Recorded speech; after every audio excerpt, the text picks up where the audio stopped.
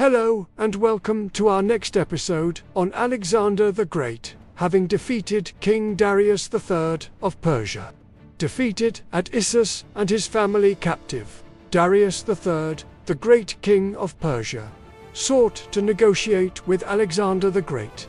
What followed was a remarkable exchange of letters.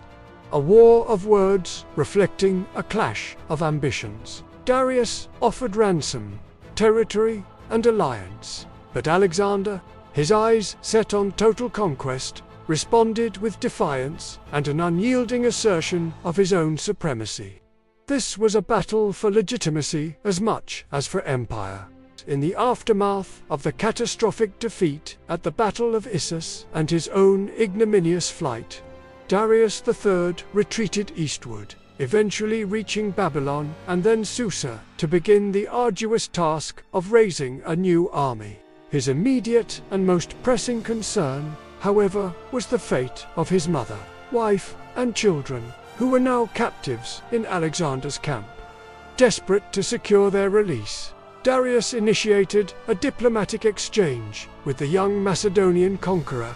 Sometime after Issus, while Alexander was campaigning along the Phoenician coast, Darius sent his first letter.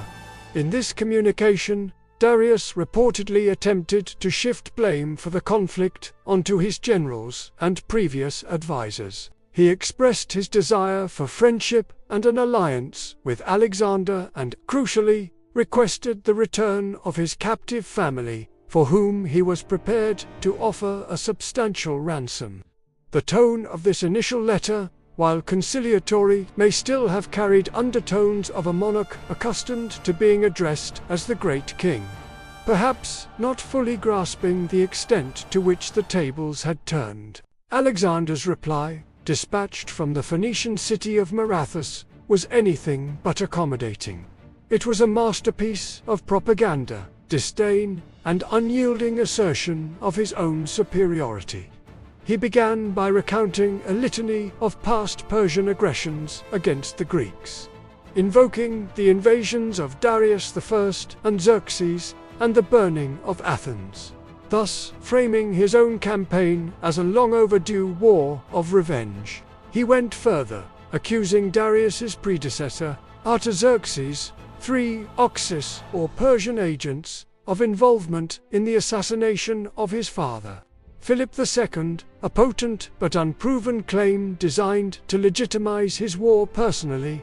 Alexander declared that the gods had granted him victory and that he was now, by right of conquest, the true lord of Asia. He contemptuously dismissed Darius's offers of friendship and alliance, demanding that Darius henceforth address him not as an equal, but as the king of Asia and his overlord. If Darius wished to communicate further, Alexander stated he must do so as a subject approaching his master. Regarding the royal family, Alexander assured Darius that they were being treated with honor and respect, but he made no offer to return them under the current circumstances. He concluded with a stark challenge.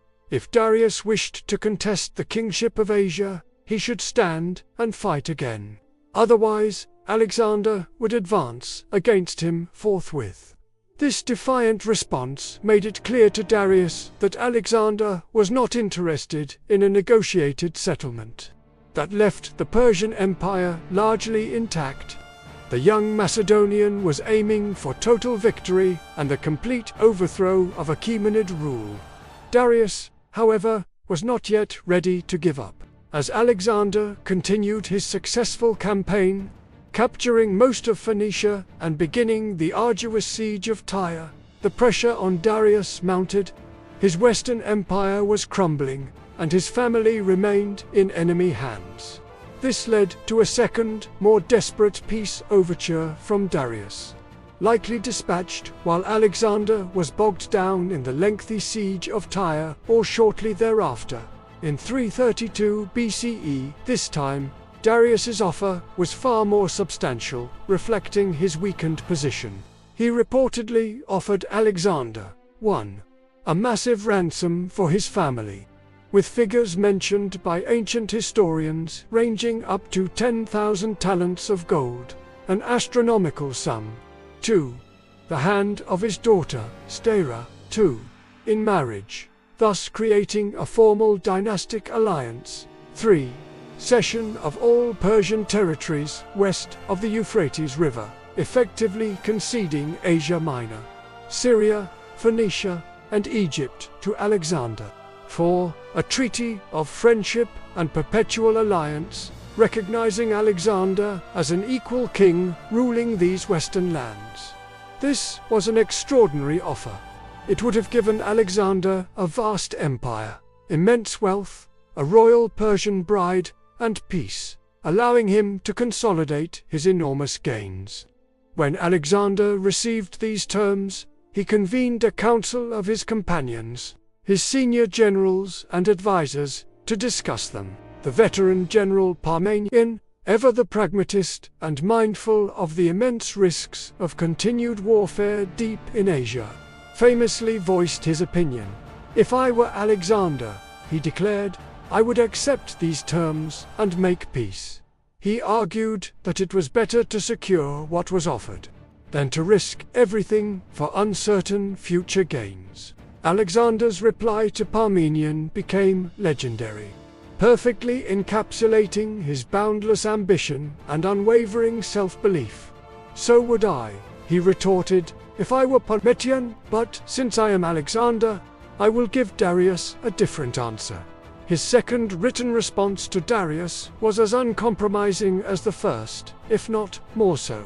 He systematically rejected every point of Darius's proposal. He stated that all of Darius's treasure and the entirety of his country were already his by right of conquest.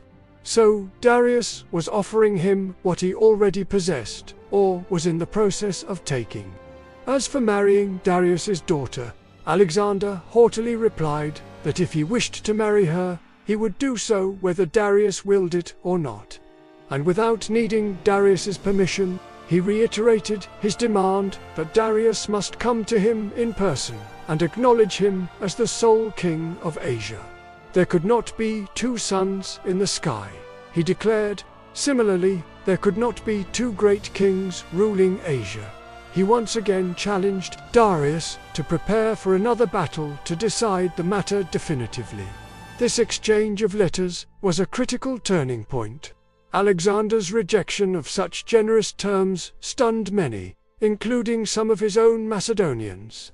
It demonstrated unequivocally that his war aims were not limited to revenge, liberation of Greek cities, or securing a buffer zone. He sought nothing less than the complete conquest of the entire Persian Empire and the title of Great King for himself. He was driven by an insatiable pathos, a yearning for glory, for reaching the ends of the earth, for surpassing all previous conquerors. For Darius III, Alexander's replies left no room for further negotiation. He had offered vast concessions and had been utterly rebuffed. His only remaining option was to gather all his strength for a final, desperate military confrontation. The letters between the two kings were not just diplomatic correspondence. They were a psychological battle, a contest of wills, in which Alexander systematically dismantled Darius's authority and asserted his own claim to universal dominion. The stage was now being set for the ultimate showdown, which would eventually come at Gaugamela. Hope you really enjoyed our video. If you did, hit that like button and subscribe to our channel for more fun content.